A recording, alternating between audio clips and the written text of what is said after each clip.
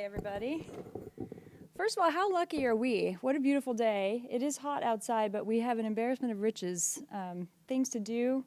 I love this town. And how many of you are members? I want to say thank you.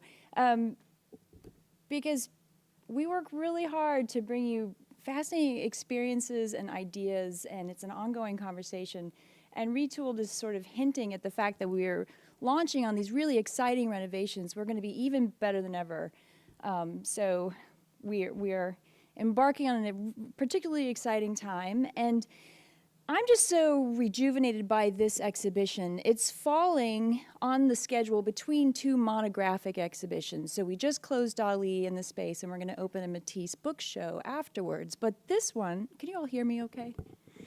This exhibition is just loaded with diversity, and so much of it, the generous spirit. Everyone remarks on the humor and the wit and the irony of the pieces, but I think behind that is a real generosity of who the collector was, John Hechinger. So I'm going to start with a little bit of the history, because it was a private collection, but for a private corporation, and who that corporation was. And they were a hardware company. So we're going to start with this photo by Berenice ABBOT. What we have in this exhibition is almost just a little over a tenth of what the full collection is. This work is not in the exhibition, but it is in the Hechinger Collection. And it's Berenice ABBOT. And I want you to see what a hardware store looked like in the 30s and get a sense of what a jumble that was. Did any of you shop at a Hechinger's besides Lynn? You did? What do you remember about the space? Big, because it was the original big box store. It eventually kind of got trounced by its competition in that arena, but they were the original large format store. But Sidney Hechinger, John's father, started it, and in 1911 he created a demolition business. But what he would do in New York is raise these buildings to the ground and then pick out every resellable part, just take it apart and resell it to contractors on the spot. So he didn't have a storefront for the first 8 or 9 years in DC. He would just move from building to building, and as he tore it down, he would sell the reusable scrap, which is fascinating. But then he realized that people were willing to pay more for available stock. So he eventually opened his first storefront in 1919 in DC. So this is really a Washington, DC based collection. And then in the 20s, he made a move that was probably really bold and brave at the time. They were not going to give discounts to contractors. They were attracting individual homeowners, individual consumers, rather than large-scale corporations or even just contractors. And that allowed Hechingers to weather some really economic storms over the years, because they were depending on individual home buyers. When there would be a downturn in the economy, they would be the ones fixing up their own homes. So they marketed to what they called Harry and Harriet homeowner, and that was their customer base. And I think that spirit of working directly with the public got infused into John Hechinger as well. So here we are in 1957. 57, 58, this is when Sidney passed away and John Hechinger and his brother-in-law took over the company. And John was the president. So you can see the modernist design. They sold tools, garden equipment, plumbing, anything that you would need to redo your home, for example. So thinking of homes in the 50s, you could actually order homes from the Sears catalog, right? You're nodding. So, you know, there are even songs about how everybody's homes just look the same. But in fact, there was a booming do-it-yourself movement. We're kind of getting back to that moment now, but that hobbyist, craftsman, basement hobbyist, post-war, make your home your own and do it yourself was a huge industry. And that is right when John Hechinger took over the company. And at that time, I think they had 7 stores, but he continued to grow it. And this idea for the beauty and the good of your home and the community, spruce it up, it's spring. So that idea of the community, you were so involved with your neighbors and your neighborhood that this is what you did in a communal spirit. Again, we're going to come back to this idea. And it was women as well, not just men. In post-war, they called them the shoulder trades, because they they redesigned tools out of aluminum so that they would be lighter and user-friendly for people at home, not just professionals. And they reduced the size of pieces of lumber, for example, boards, so that you could carry it on your shoulder, put it in your car, and take it home. They actually modified the hardware and construction business, industry for this moment. So here he is in '61. That's him second from the left. I just want to see you all to see who he is. And this is him the same year that he begins his collection. So does anyone, who all seen the exhibition already? Yeah, about half. Okay, this will be interesting, the before and after, because I hope you'll go in afterwards. He built a new headquarters in 1978, and it was completely bleak. If we think about what industrial parks look like today, I think we can understand why once it was finished, he was excited, and then he looked, and it was just gray as far as the eye could see and very bleak. And he wasn't a man that was not modern enough to sort of accept that. He lived in a home built by Walter Gropius at the Bauhaus, and so it was very glass curtain wall, metal construction, but that itself was kind of a work of art. This wasn't up to his standards. So that is when he began collecting artwork to fill this space for his employees, to make it more beautiful. In 1967, he was asked by President Lyndon Johnson to be the first chairman of the Washington, D.C. City Council. So he actually had to write the rules and build the office for what this position would be. And he was daunted by the task, but again, he had that sense of communal spirit. He really believed he was working for the people, not the government. And so before he worked for Lyndon Johnson, he had worked a little bit for Lady Bird. I love her name. And I'm very interested, I have been since I lived in Texas, in what her big master project was. And who can recall what that was? Flowers. Yeah, the 1965 Beautification Act.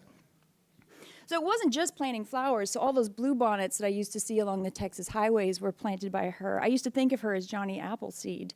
But she also, wanted to reduce the number of billboards and hide junkyards.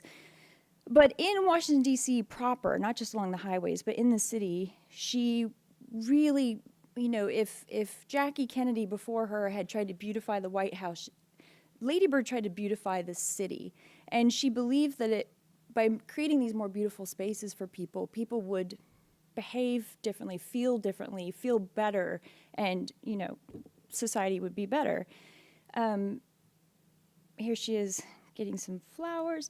She was criticized for that by some, while there were riots going on, there were real societal ills, she was criticized for wallpapering over the problem.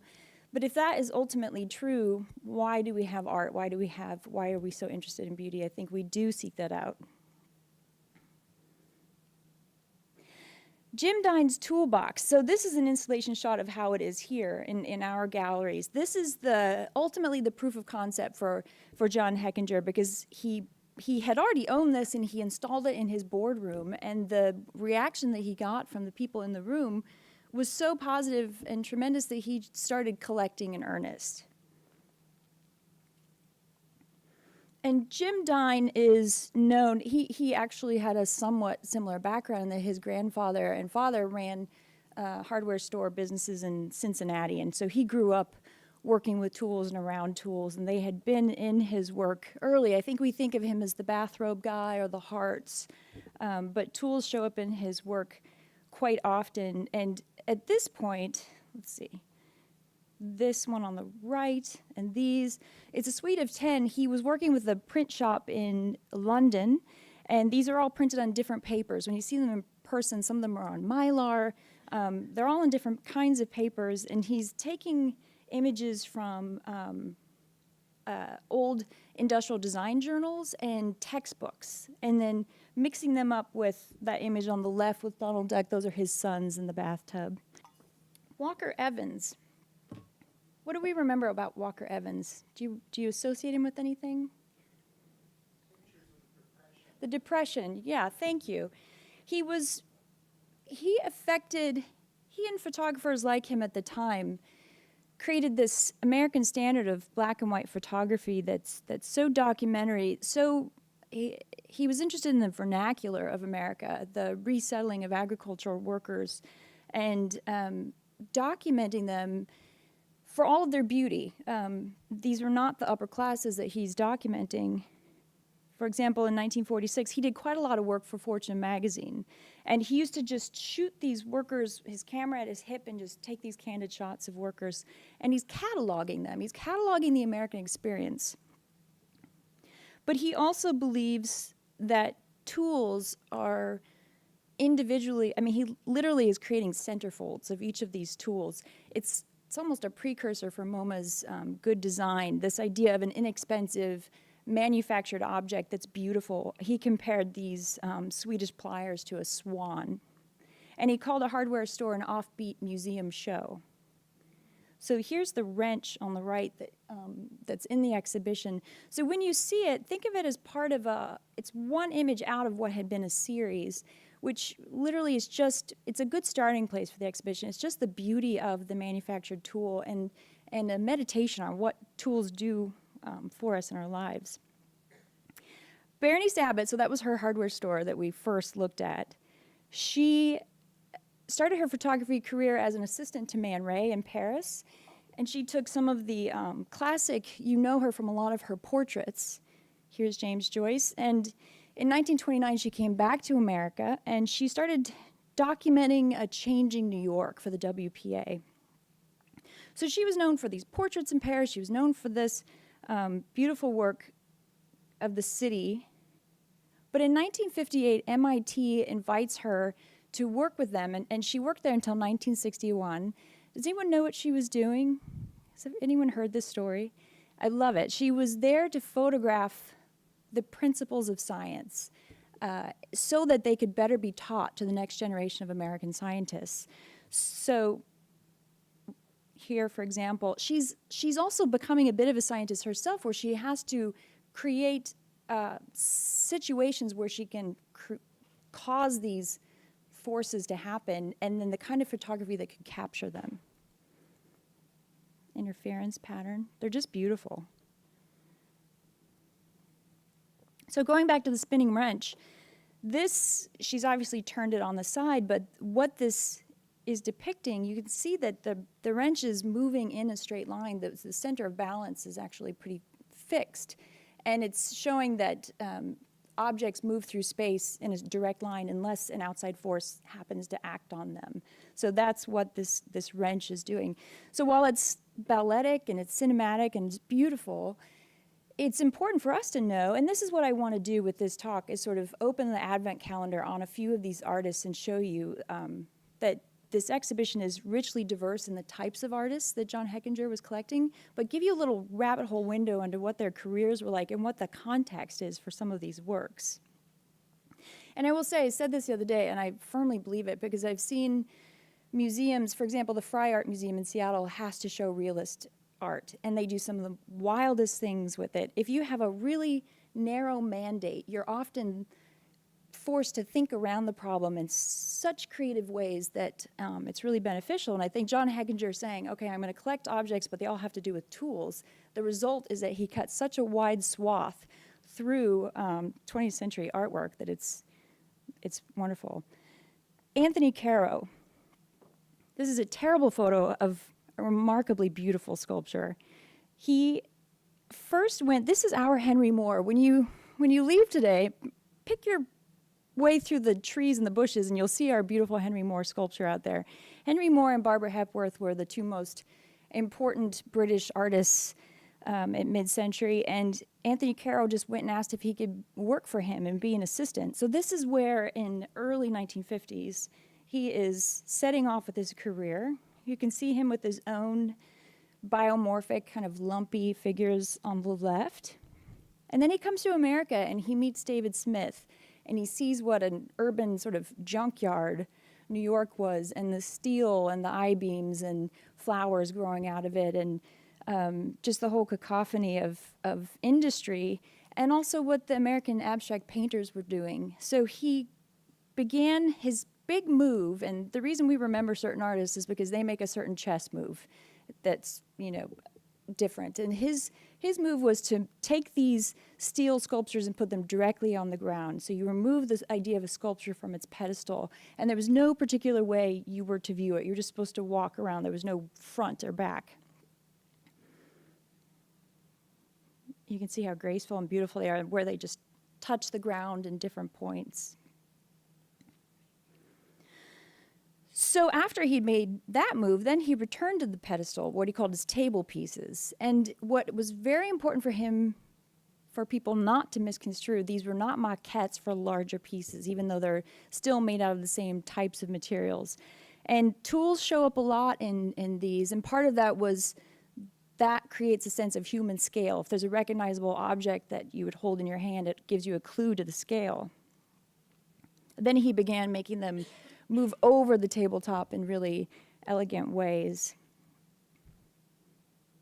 And that reminds me, and it's important to recall because there's so many artists in the exhibition, several of which I'm not going to touch on here, that were construction workers. That was their day job. They were handymen, they were laborers, and I had the remarkable good fortune to go to Marc de Souvreau's studio last month, and I hadn't realized that when he was 27, I think he was working on a construction site and got crushed. His legs were crushed in an elevator.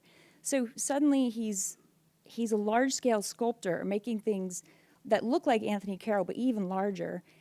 But he doesn't have the use of his legs anymore. And he had already been really kind of obsessed with Beethoven before this, and the idea that Beethoven was a deaf composer. So what is that like? So suddenly the use of his legs was taken away. He eventually regained them with the use of crutches, but he started using cranes and inventing his own tools to still create his large-scale sculptures. So he took these photos there. You can see that's an image of what his looked like, the scale in the landscape. But his studio is so terrific, you can't tell where the tools start and the work ends. I took this just for this exhibition. This I just thought was incredibly smart. He's built in his studio space a gallery the exact same dimensions as Paula Cooper, his gallery, so he can install his own exhibitions and see what they're going to look like before he sends them downtown. Gary KUEHN, this is in the second gallery against the back wall. I mean, to me, it looks like a dancer on point. It's really elegant, but I hadn't heard his name before, and that's kind of tragic because it turns out he was in two of the most important exhibitions of the 60s. He was in Lucy Lepard's Eccentric Abstraction show of 1966, and also When Attitudes Become Form in Harold Siemens' exhibition in Germany in 1969. This is his work, and again, Gary KUEHN had worked as a construction worker as well, and his objects look like it. They almost look like work sites. They redid this important exhibition. That's a really blown out photo, but these are the same works, but showing you what kind of buttery color they had. Here he is working on that piece that you saw. So at this moment, these exhibitions were defining what would become post-minimalism.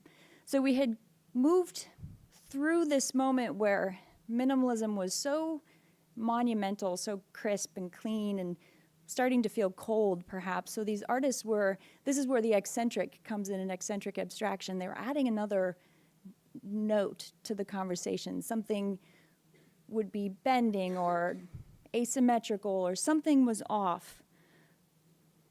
Again, these look like construction sites. They redid this exhibition in Venice in 2013.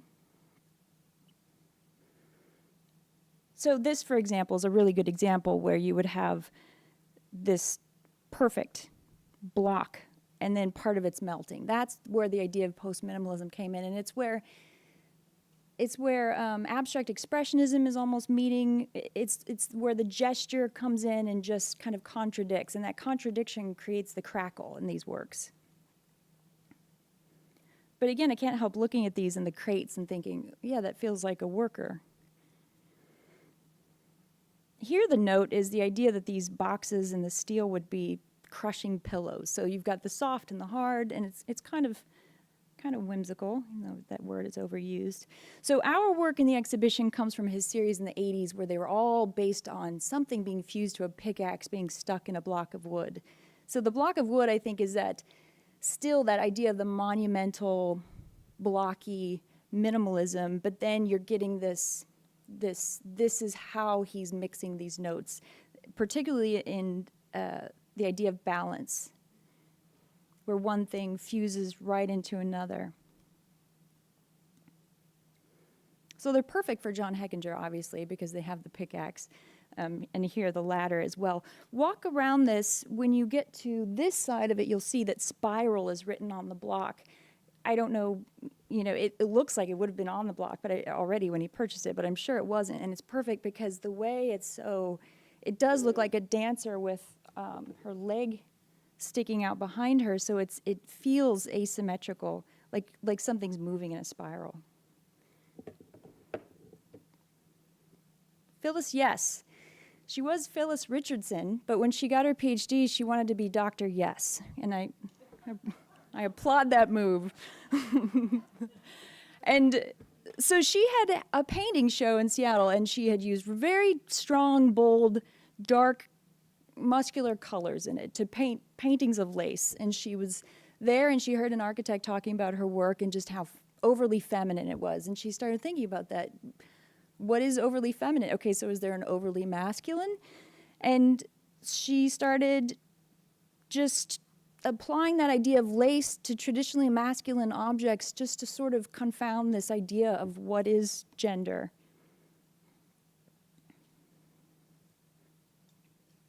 So she did things like guns. And this Porsche, which she called a Porsche, she made this with her, her students in 1984, and then she drove it across country, and she said how people would leave her love letters under her window wipers when she would get out and go inside somewhere. This photo, it just makes me happy. I really hope that's her. I don't know. It's just a great shot. But she covered it in lace, and there's flesh colors in it, and it's this idea of the hyper-masculinized covered with lace. But I want to go back to her. This is the piece that's in the exhibition, and it's smaller than many things, so don't pass it by. Look at the detail of how the paint is applied. She's still passing color over a piece of lace and getting that pattern, but then she's piping paint on around it to pick out the edges. And once she started doing that, it came back to her that the original artist in her family was her mother, who used to make incredible birthday parties and terrific cakes, and they always had a really great theme, and she would just pipe the frosting out in all these incredible ways. And she started thinking about the swags her mother had made and then seeing them in architecture. And so the relief quality of her painting is getting back to that moment as well, but it started with her own practice. Barton Lidice-Benish is, again, this is why I love John Hechinger. He was a rabid collector.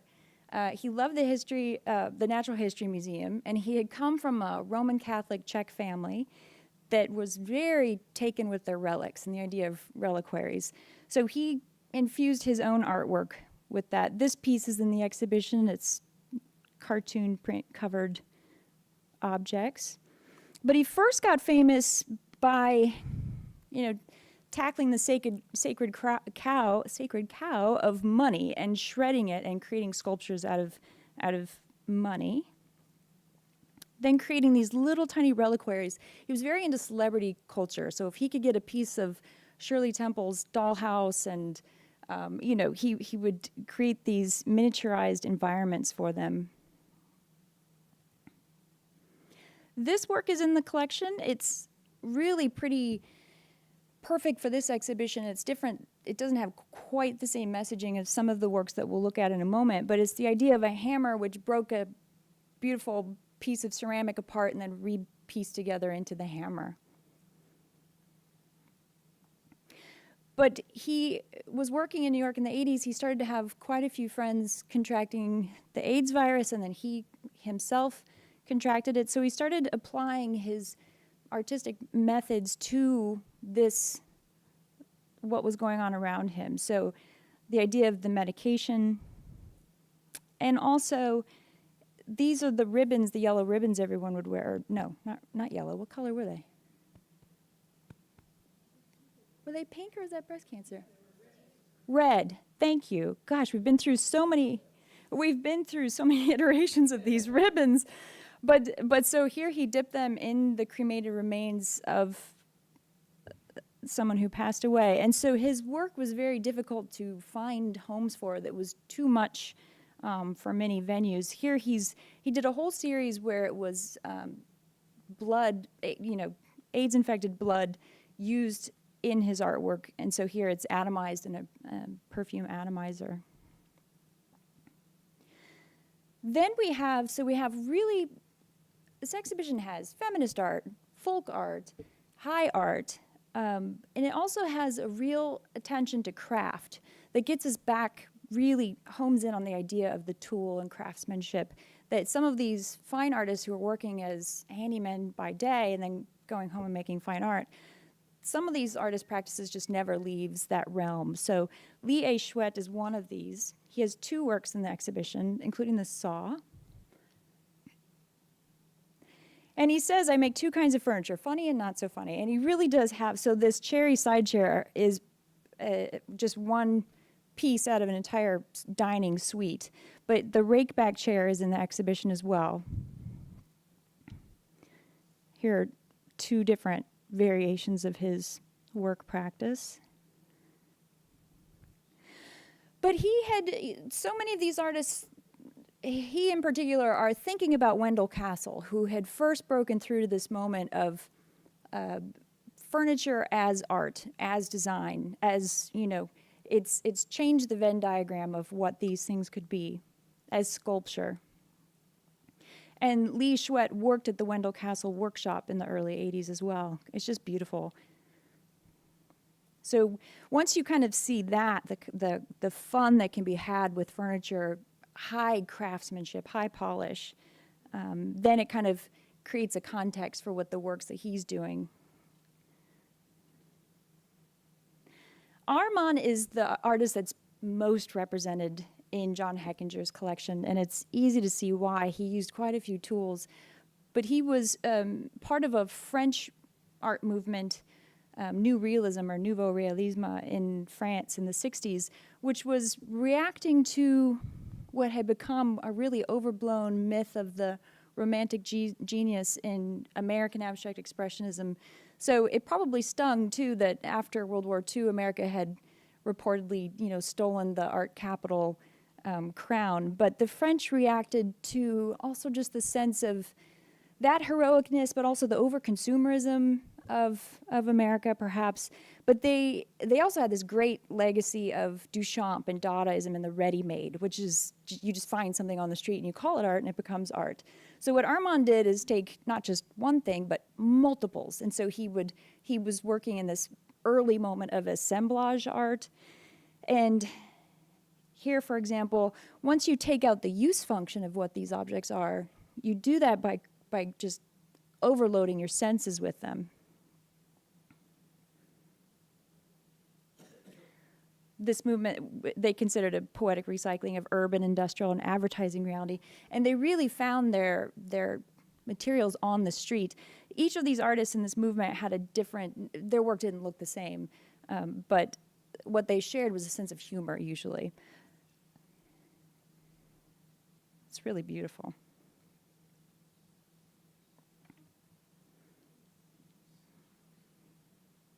So it's almost just as simple as that, literally creating something new out of a whole bunch of one thing, and it suddenly becomes, no matter how many overpowered you are by those objects, it's not that thing anymore. It's something new.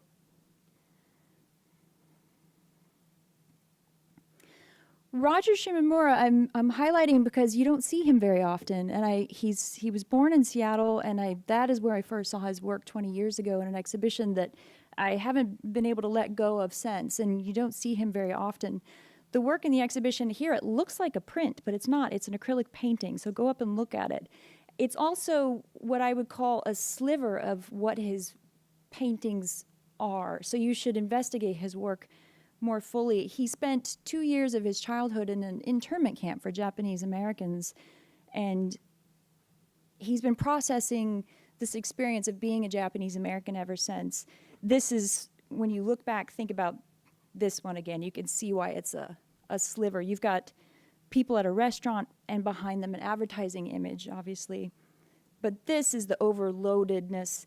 He's taking his inspiration from pop art, from comic books, but also from Japanese painting.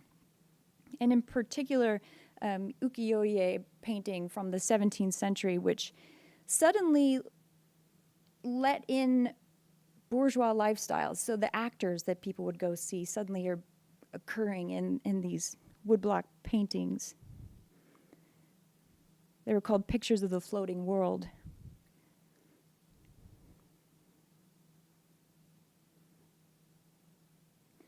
Yeah, so this idea of up-to-dateness, that I think is an important point for his work. So his most recent, or very recent work is, he's going back to the internment camp idea, which I think has new purchase today, but it's from 2007. This is at the National Portrait Gallery. If you have a chance to see it, please do. I think it's just remarkable, but it's Roger crossing the Delaware, but instead of American soldiers, he has samurai in his boat. But you can see the silhouette of the original George Washington crossing the Delaware.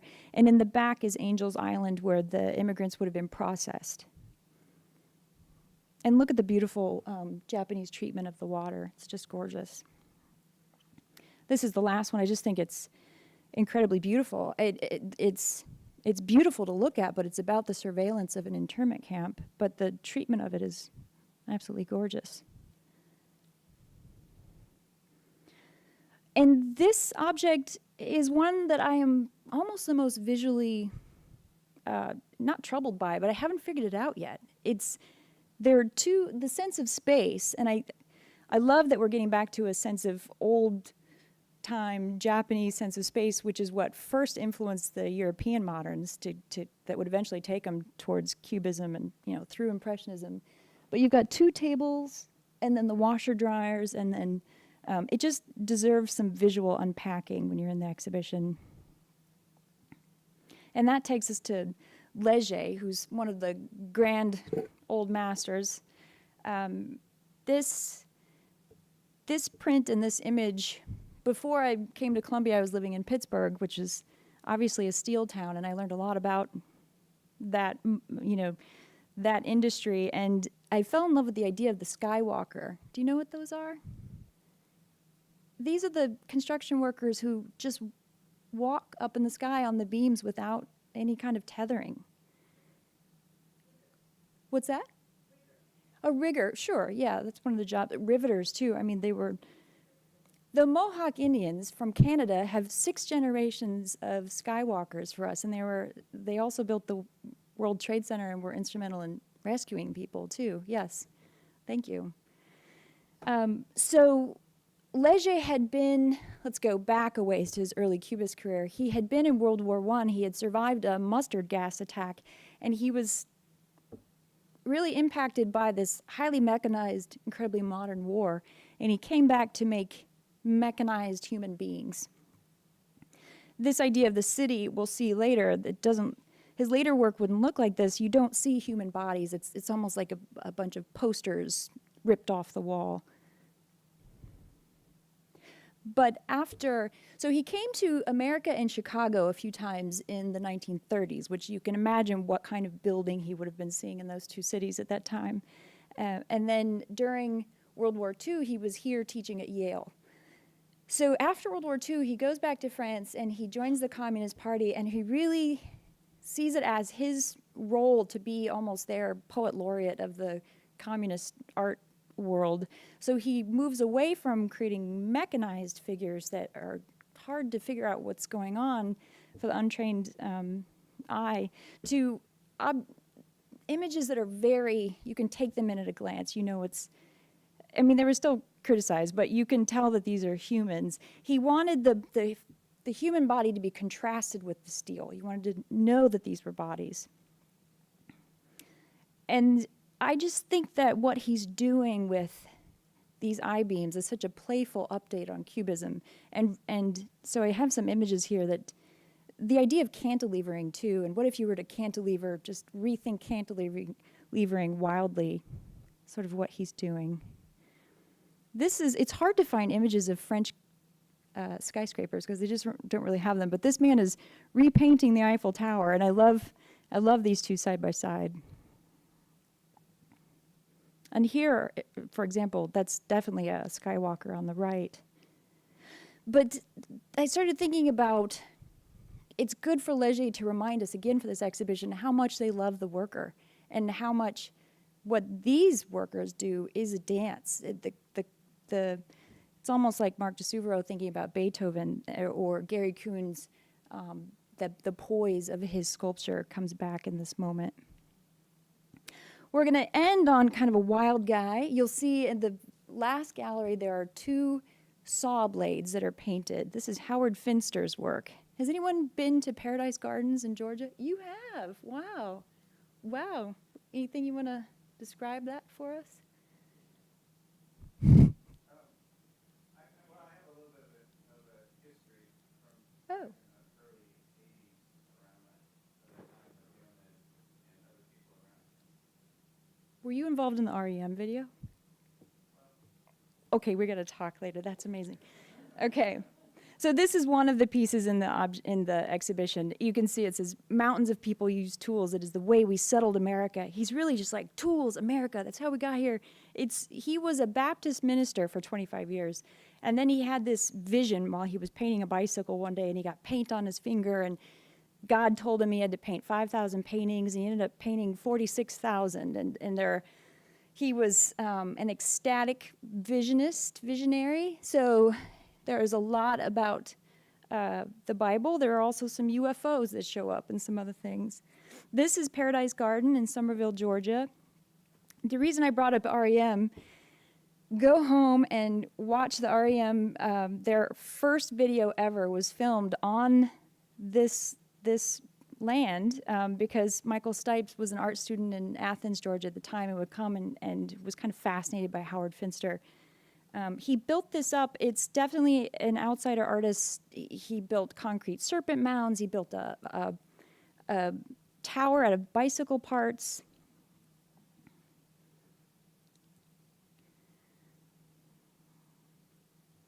He also did a Talking Heads album cover.